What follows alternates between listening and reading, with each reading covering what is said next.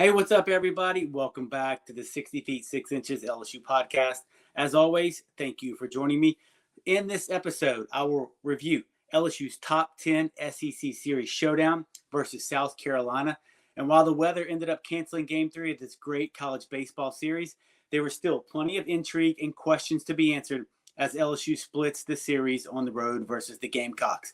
I'm going to go over each of the two games.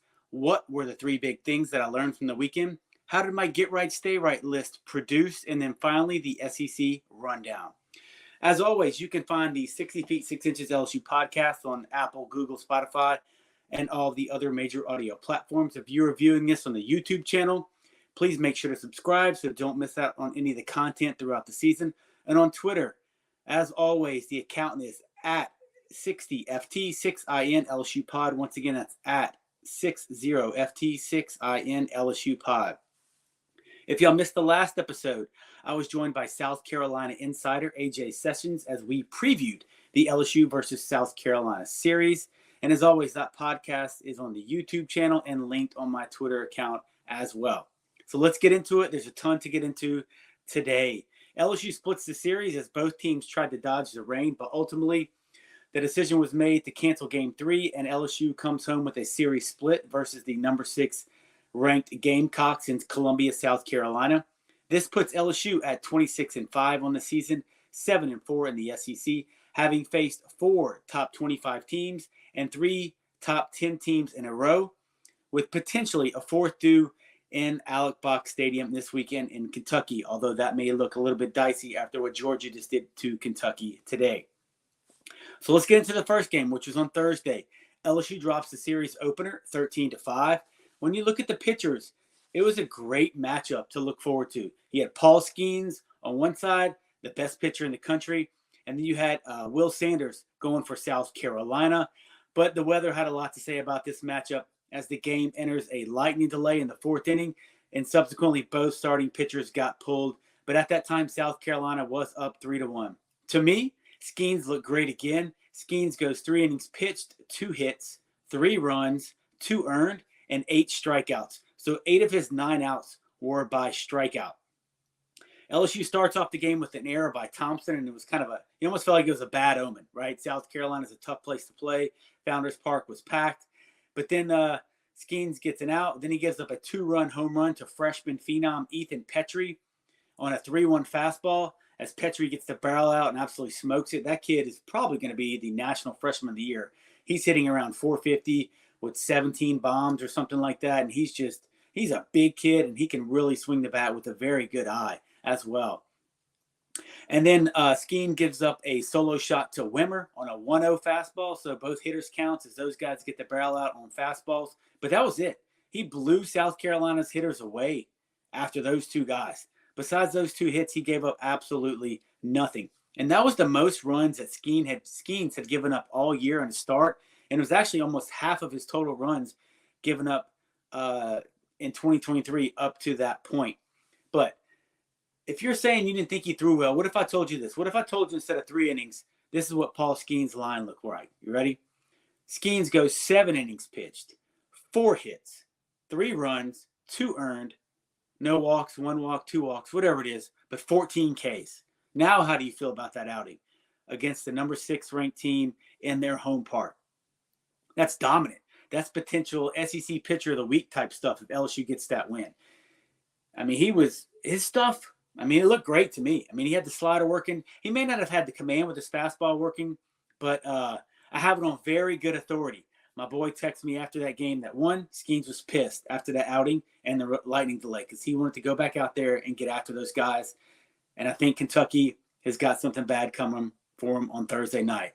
I just don't think they're going to be ready because I think Skenes is pissed. He's a competitor. It's a bad taste in his mouth coming home from South Carolina like that. And the Wildcats, they better get ready because I just don't think they're going to be a handle what Skenes is throwing at those guys on Thursday night. But look, after the lightning delay, it got ugly. As Dutton rolls out there, then the freshman Micah Bucknam rolls out there, then Helmer's finished off the game, and it just kind of got out of hand. And to me, I saw a lot of people in my timeline talking about how, Jay Johnson gave up, he quit, he threw the game. But this is what I think he did. I think Jay decided that he's going to roll these guys out there, But if and when LSU gets the lead, he will do something different with the bullpen arms. And with a doubleheader on the horizon, he thought, I don't want to lose, but if we lose, it's going to be okay because I got all of my bullpen best pitchers. All my bullets are still left in the bullpen to go after that doubleheader that was supposed to happen on Friday. Almost it's okay if we end up losing the battle, but I want to win the war mentality. So I don't see it as quitting or giving up. I just think it was more of a business decision. But I guarantee you this, if LSU ends up taking that lead, say like in the 6th or 7th, you probably see Cooper or Edwards for sure as they try to close that sucker out. But until then, if he saw the LSU hitters could handle the South Carolina relievers, which they couldn't, LSU did absolutely nothing from a hitting standpoint, then he wasn't going to waste arms. And I'm completely in line with that decision by Jay Johnson. When you look at the hitters, I thought they hit Sanders well in the first inning, but after that, nothing happened. It wasn't a great game or a great look for those guys. The two bright spots were Thompson and Beloso, and that was it. Thompson drove in Beloso in the second inning, and then nothing else happened until a Thompson 2-run home run in the 7th, followed that up by Beloso, who hits a 2-run bomb in the 8th. And it was really a bad display, just not great at bats by the LSU hitters versus the South Carolina pen. And we knew going in they had plenty of arms, and they threw out two guys who silenced the LSU bats as South Carolina just runs away with it. Now, when you move on to Friday, it was supposed to be a doubleheader as the game was moved up to 11 o'clock Central Time, and LSU comes from behind in kind of true Tiger fashion, right, as we've seen them do numerous times this year to grab a very important win in Game 2, and ultimately was the final game of that series as they beat South Carolina 8-7. When you look at the pitchers, you saw some really good things and encouraging things, but man, there were some things that we've seen before, and it's a little concerning. So Ty Floyd, he gets the start, and unfortunately for that young man, he just had another inconsistent start as he was his own worst enemy on the day. And it really, to me, just came down to fastball command. His changeup was filthy on the day. I remember several times was he was able to throw a changeup for a strike, then throw another one, or throw like a 2-1 changeup, or even struck some guys out in a 3-2 changeup, which is truly impressive. But his fastball command just wasn't there. Floyd on the day, 3 innings pitched, 1 hit, which is the key, right? He's struggling, but he only gives up 1 hit, 4 runs, 4 earned. The key was the 4 walks that he gave up, and he only had 2 strikeouts on the day. And you've seen this from the past couple of outings with Ty.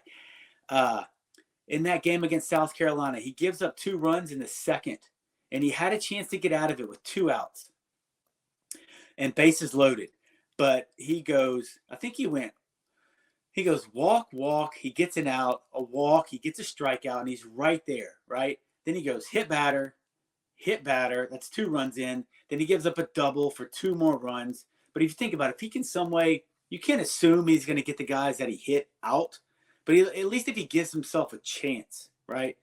He gives himself a chance for those guys to put the ball in play, maybe somebody makes a play and he gets out of it unscathed. But unfortunately, he just couldn't do it. After Floyd pitches, you saw Garrett Edwards came in, and his first inning out the pen was great. But in the 5th, Edwards gets into some trouble with 2 really soft singles. Then they misplay a bunt as Edwards picks it up in the third baseline, and Tommy White started to charge in. Then he tries to backtrack towards third as Edwards had to play at third base because there was men on first and second. So he had the force out at third, but White wasn't covering the base right there. Then Edwards gives up a single for bases loaded. Then he gives up a walk. And when he gives up the walk, he grabs his elbow. And I'm sure everybody collectively watching this just kind of gasped, like, oh no, that looks really bad. He looked to be in a lot of pain. He immediately grabbed his elbow. He comes out the game, and hopefully it's not season ending or anything like that to where he's going to have surgery. Hopefully maybe it's just a strain in his elbow, some type of pain to where he can sit out 2 weeks or 2 or 3 weeks, let that inflammation go down, and then he's good to go. But everybody's hoping for the best for Garrett Edwards as he was having a phenomenal year. After Edwards leaves with the injury, Griffin Herring is called upon, and the freshman lefty continues to do what he's done really up all season up until this point, and especially in SEC play. Really seen Herring come on strong late. Remember, he closed down the Tennessee game, shutting those guys down in the 8th and the 9th. He comes in, bases loaded. He gets a double play, so he gives up a run, but then he gives a strikeout. So that thing could have been a mess, just disaster. And South Carolina really could have pulled away with that game, but Herring, a fabulous job limiting the damage and giving LSU's bats a chance to get back into the game. After Herring does a great job, so his line on the day was 3 innings pitched, 2 hits, 2 walks, and 3 Ks. He continues to get better and grow up, and I wouldn't be surprised if you see Herring get a weekend start this upcoming weekend versus Kentucky. You see Coop come on to face, I think it was Gavin Casas, the number 2 hole hitter, big home run hitter for South Carolina, as he gets him out. Then you see Gavin Guidry come in, and he shows that nasty slider, and he slams the door on South Carolina. Gavin Guidry goes to final, 1 2/3, allowed 1 hit, 1 walk, and 3 massive Ks, showing off the nasty slider, and yes, showing some dog, some attitude, as he let South Carolina know when he punched that last guy out that LSU was here to play, as he talked a little bit of junk at their dugout, and I'm completely fine with that. I think you're going to see Gavin Guidry maybe move into that Garrett Edwards role, that kind of fireman role where he comes in to get out of jams, as he's shown that he can produce in small increments. And now with some injuries starting to pile up, I think you're going to see Gavin Guidry's role expand. When we look at the hitters from the Friday game, so I went back and I rewatched the highlights. And as frustrating as this game was at times for me, and I'm sure for y'all as well, man, in the late innings, the quality at bats shown by the veterans and the leaders on this team were absolutely outstanding.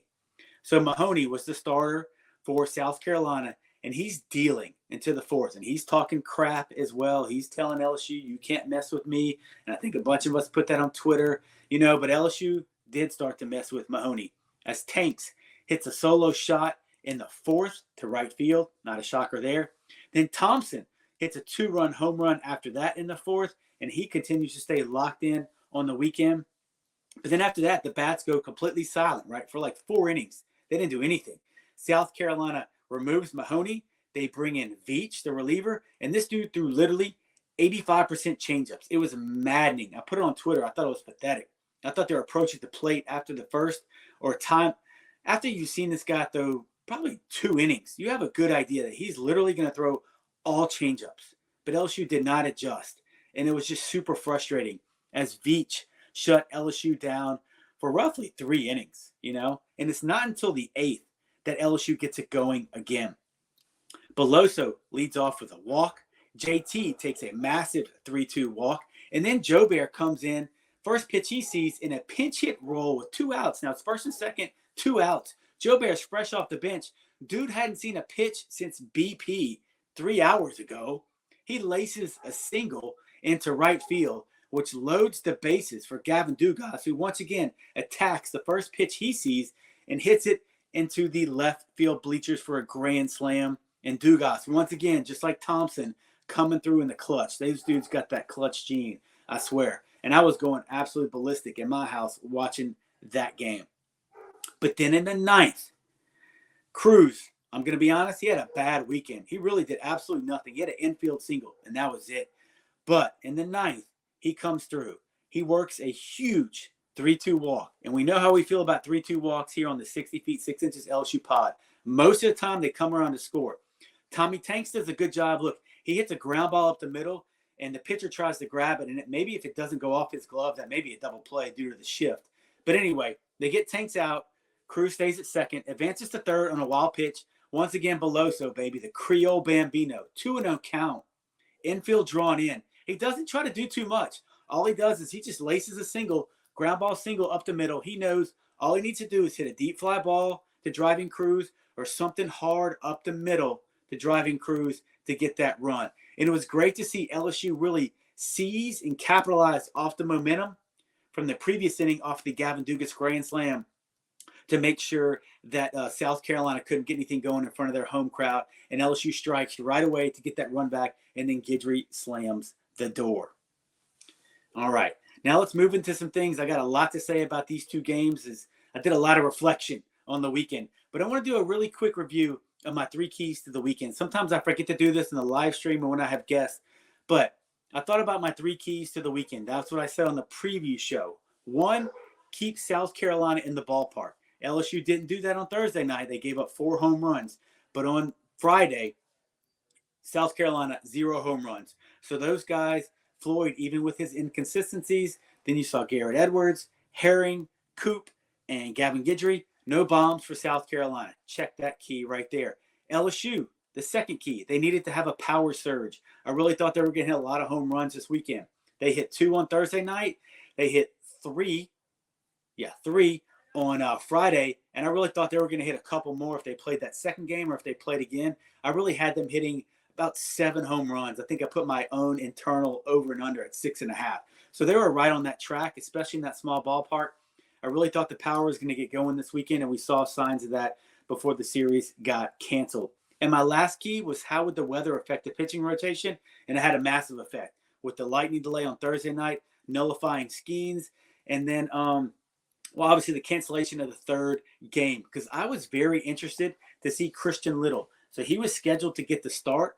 I wanted to see how he responded, because I don't know if y'all noticed, at the end of the second game, when Gavin Guidry strikes out the pinch hitter, Caleb Denny, looks at that South Carolina dugout, talks a little bit of smack. The first dude to meet Gavin Guidry as he crosses that line is Christian Little, and he is jacked. And that dude was up next, right? He's getting the ball next. So I really wanted to see how Little responded in that environment in the rubber game with a chance to send LSU back to Baton Rouge, taking 2 out of 3 from a top 6 team.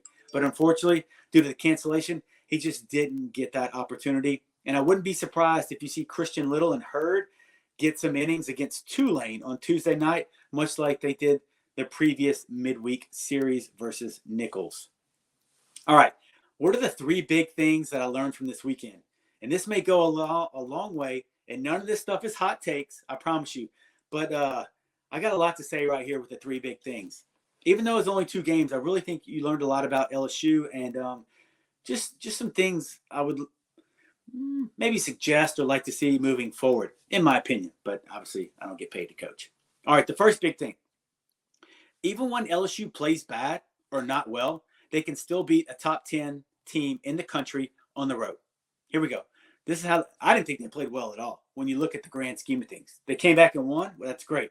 But when you look at the totality of the 2 games, LSU did not play well at all. First thing, errors. Thompson commits an error on the first play of the game Thursday night.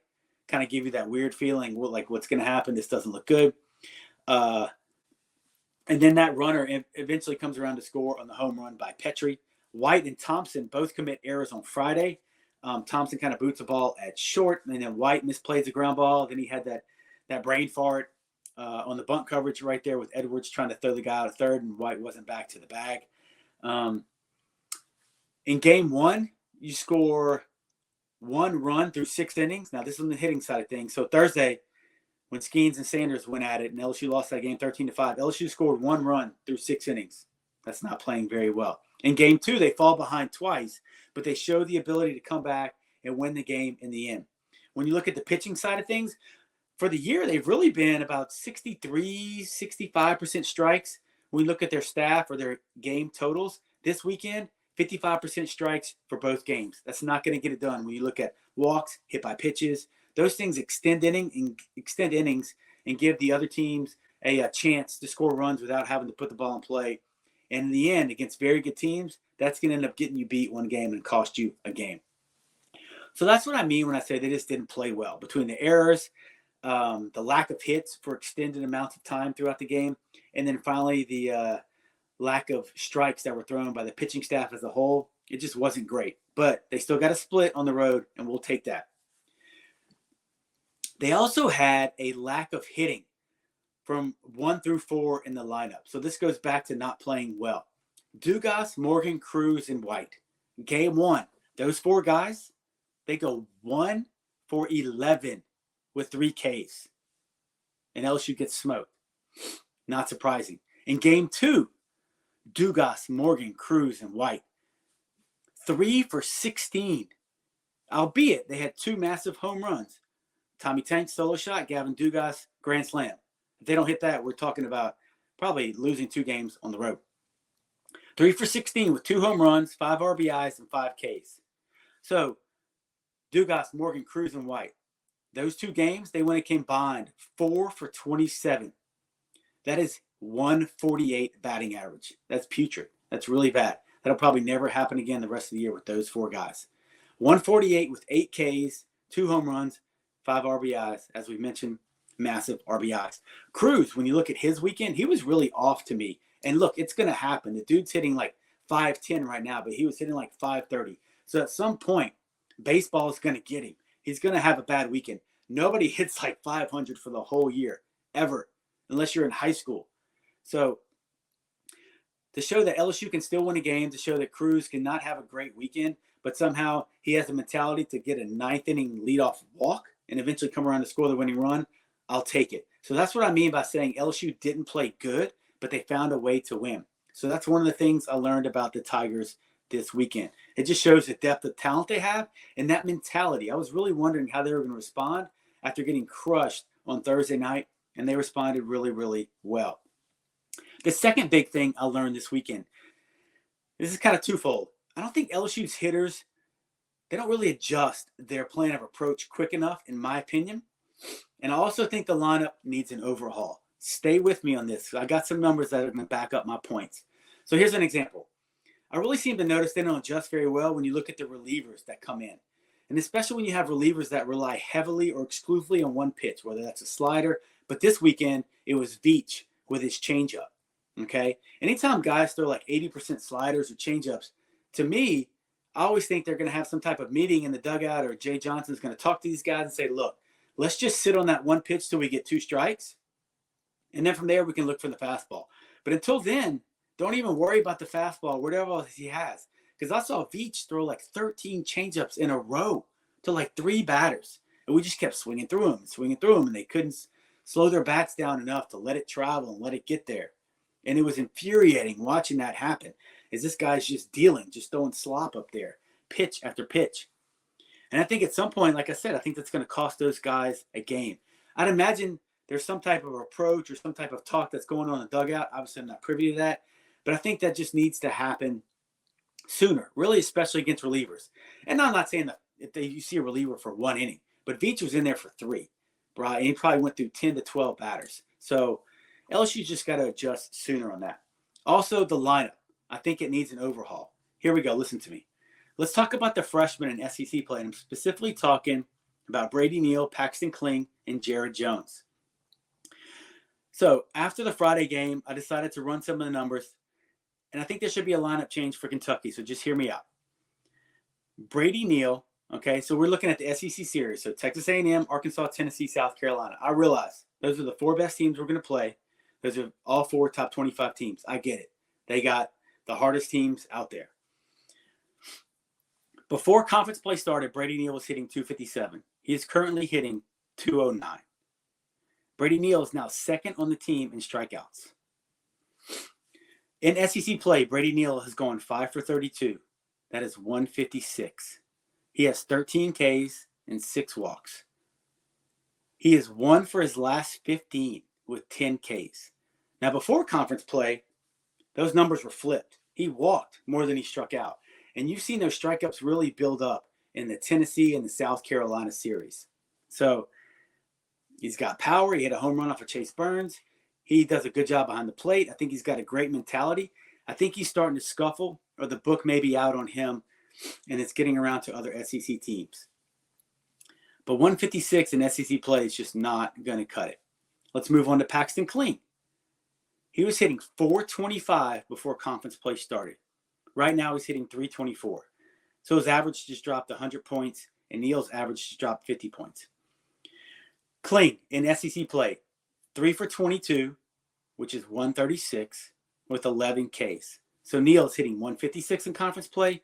Kling is hitting 136 in conference play. The outlier is Jared Jones, and this shocked me. Before conference play, Jared Jones was hitting 340. He is currently hitting 352. So his average has gone up after seeing some of those elite arms, which is crazy. He does lead the team in strikeouts. So he leads the team in strikeouts, followed by Neal. That's in the totality of the year. Jones is 12 for 35 in SEC play, which is 343. He does have 14 Ks, but it's very impressive to see his average increase in those 4 SEC series. Now let's take a look at some of the vets that have been rotated in, that have kind of been used in late innings as pinch hit, and you've seen some of these guys play a little more often than not lately. And I'm talking about Pearson, Beloso, and Jobert. Pearson is 8 for 35 in SEC play, 229 and 7 Ks. He just hasn't been able to get it going consistently throughout those 4 series.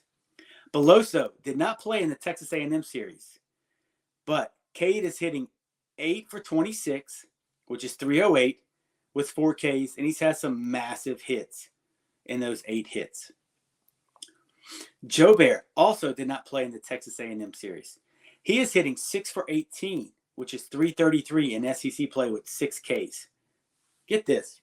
I didn't realize this till right before I went on the pod. I did a little more research. Joe Bear was hitting 250 right before conference play started. So right after the UNO game, 250. He is currently hitting 288. And don't forget, Joe Bear hit 18 home runs last year. This year he's got 4. This is my point. I would make a lineup change versus Kentucky after looking at these numbers. Granted, the caveat is these freshmen played some of the best pitching staffs in the country, the toughest teams on our schedule. And when you think about who LSU has coming up, some of the bottom feeders, especially in the SEC East, when you're looking at Bama, State, Auburn, and Ole Miss, really bad pitching staffs. And you got Georgia at the very end, one of the worst pitching staffs in the conference. You would think the freshmen's numbers should improve, and they probably would. But I would argue this is a perfect time to insert proven veteran players who also have the ability to go berserk against these bad pitching staffs as well. I would also insert Milazzo into the starting lineup this weekend and give him a chance. Let Neal relax. Let him settle down. Let's see if some spot duty, some pinch hit duty, maybe if Milazzo's struggling or it's late in the game, then you can put Neal up there with no pressure on him. He just seems to be pressing right now. He's too good of a hitter to be going 1 for 15 with 10 Ks. That is not Brady Neal, okay? So I think he's just scuffling, and he's probably getting in his head a little bit. Let him relax. I would put Milazzo in there. Milazzo's done some really good things. He's hitting above 300, 393 to be exact. You know, he can bunt. He can do some things at the bottom of the order as well. And I would give him a shot this weekend versus Kentucky.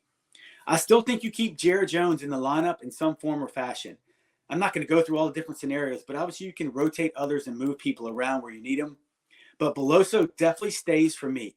So I think you got Beloso and Jones that stay. You can put him at first. You can put him at DH. Stick Morgan out in left field. If for some reason one of those guys are scuffling, it's not a bad matchup, then put Morgan first, and you put Joe Bear and Pearson in the outfield, and you're good to go. Kling is still there if you need a defensive replacement or maybe a right-handed stick with a left-handed reliever, since all those guys I just mentioned are left-handed. Kling can go in there. He plays great defense in the outfield. He's got a great arm. So it's not like those guys are on the outside looking in, but I think it's his time to give the vets a chance since they have proven their ability in looking at SEC play and coming up clutch this past weekend.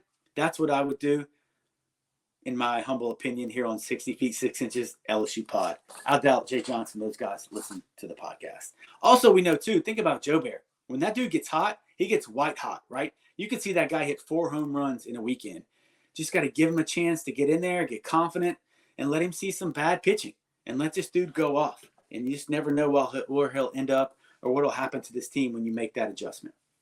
The last big thing that I learned is the pitching depth is being tested, right? That's a no-brainer to anybody that's paid attention to this team and after seeing what happened this weekend. And there are several reasons for that, right? The first one is injuries. So LSU lost Newt, Appleby, and Taylor before the season started. Currently have Nate Ackenhausen on the shelf for the hamstring. Chase Shores, we don't know what's going to happen with him. I have a feeling, unfortunately, it may be long-term. I have no type of inside information. That's just a feeling I get. And then obviously Garrett Edwards, who just got hurt this past weekend. And we just hope it's not long-term with him. So let's break the pitching staff down. Your starters, you have Skenes. Floyd is starting right now. Let's leave him in that spot. Then you got Little and Hurd. Let's just leave it as it is. So you got those 4 guys. But when you look at the pen, you got Griffin Herring, Gavin Guidry, Cooper, and Collins, who's starting to turn things around. But then you have guys, in my opinion, that you've seen a lot in the midweek, but they're really kind of 1 or 2 innings at most SEC guys to me, in my opinion. And that is Dutton, Money, Bucknam, who's a freshman, and then Helmers. So the pen is getting really thin. And then if you slide Herring into a starter role, then obviously somebody's got to bounce into the pen, whether that's Floyd, Hurd, or Little, somebody like that. And you also take a lefty out until Nate Ackenhausen gets healthy. Also, the depth is being tested not only by injuries, but the inconsistent second and third starting roles or starting opportunities that we've seen throughout the year. Floyd and Hurd have still been a little inconsistent, but we don't know what Christian Little is going to bring to the table. That's why I'm so excited to see him pitch Game 3. And then it almost feels like we're heading towards, unless some guys can turn things around or Herring jumps in there and he provides some consistency in a 2 or 3 starting role, it just feels like we're heading towards 2022 again, right? To where we saw the Saturday and Sunday starters go 3 to 4 innings at most, and it was just a pin game. And I don't think right now, unless some guys get healthy, a.k.a. Nate Ackenhausen, really need him back, and hopefully Edwards, maybe it's not a long-term injury. I just don't know if they have the depth or the arms right now to go pin games Saturday and Sunday, to where you're dividing, 6 innings up between 3 to 4 guys. And you have to do that again on Sunday. I just don't want to see a replay of that. Obviously, I know Jay and Wes Johnson don't want to see that happen, but we really need to see the second and third starters step up. So that's why pitching depth is being tested. So there you have it right there, the 3 big things that I learned from this weekend. All right, really quickly, how did I do on my get right, stay right list? I know it was only 2 games, but we're going to take a look at that list anyway. It's only fair, right? I got to hold myself accountable. Get right. I had Beloso. That's a hit, baby. The Creole Bambino was definitely hot in Columbia. Cade goes 3 for 7 with a home run on the weekend. Home run was on Thursday. He had the game-winning hit, the game-winning RBI on Friday to propel LSU to that victory over South Carolina. Beloso was a hit. I had Pearson on the get right list. That was a miss for me. JP goes 0 for 4 on the weekend. Christian Little, that's a push because we didn't get a chance to see him pitch in Game 3, which was canceled. Stay right, Trey Morgan. That's a miss for me. Trey was 1 for 8 on the weekend with 3 Ks, and it's very odd to see him K that much. I saw a stat that I didn't get a chance to put in the preview, but he was actually the hardest person to strike out in the SEC. I think he only struck out like once every 11 ABs. So not quite in the top 50 in the country, but leading the SEC in that category. But unfortunately, you saw him struggle a little bit this weekend. So that was a miss on the stay right with Trey Morgan. Griffin Herring, that's a hit for me, as Herring definitely stayed right. So 3 innings pitched, 2 hits, 2 walks, 3 Ks, limited the damage as we discussed earlier. And I wouldn't be surprised if you see him get a shot at a weekend starting role versus Kentucky. And it's a good time, right? Kentucky just lost 2 out of 3 against Georgia. And then you let him start at home where he's comfortable. He gets to sleep in his own bed. He knows the bullpen mound. He knows the game mound. The home crowd's got his back. Just a good place for him to feel comfortable and hopefully relax a little bit if he does make his first SEC start. And then finally, on the stay right list, Ty Floyd. That was a miss for me as he struggled with inconsistency again. And I still think I'm still a huge Ty Floyd fan. And I think for LSU to advance out of the regionals into the supers, hopefully to Omaha, they need Ty Floyd to be a dude. And he has the stuff to be a dude. He's just going through some things right now. All right, let's go over the SEC rundown. How'd the rest of the conference do this weekend? Florida takes 2 out of 3 at Tennessee. Tennessee crushes them in the 3rd game. But Florida absolutely blasts the Vols in some gross, ugly, rainy weather in Knoxville. So I got that one wrong. I thought Tennessee would take the series. Vandy takes 2 out of 3 in some close games in Columbia against Mizzou. That was a hit for me. A&M goes on the road and takes 2 out of 3 for Auburn. That was a miss. I thought Auburn would take that series at home. Arkansas takes 2 out of 3 from Ole Miss in Oxford. I got that one right, and Coach Bianco's team continues to struggle. Mississippi State wins their first series of the year. Your boy got that one right as they beat Bama. They maybe start to turn some things around in Starkville. And then finally, Kentucky and Georgia. Just check the scores. Georgia takes 2 out of 3 from Kentucky, maybe taking off a little bit of that shine with a potential top 10 matchup as they head to Baton Rouge on the weekend. That's going to do it for this week's review of the LSU versus South Carolina series this weekend as Columbia, as those teams split. I want to thank AJ Sessions, who came on the preview episode, and he is part of the College Baseball Central podcast and the Weekend Rotation podcast as well. Check out his stuff. They do a great job covering college baseball around the country. He provided some great insight into South Carolina. As always, thank you all for tuning in. Reminder, subscribe to the YouTube channel. Leave me some comments. I try to always reply to those. Follow me on Twitter. Hit that notifications bell. I try to reply to as many comments on Twitter as possible. As a reminder, the Twitter account is at 60FT6IN LSU Pod. It's always available. Apple, Google, Spotify, all the other major audio platforms. Next up, LSU travels to New Orleans to take on Tulane Tuesday night. Then they return to Baton Rouge to face Kentucky. It is another Thursday, Friday, Saturday series versus the Wildcats. Therefore, be on the lookout for the Kentucky Preview podcast, which will drop Wednesday morning. So you have plenty of time to get ready for Kentucky all day Wednesday, all day Thursday before you head out to the box. Check out the Preview pod dropping Wednesday morning. So until next time, y'all stay safe. And as always, go Tigers.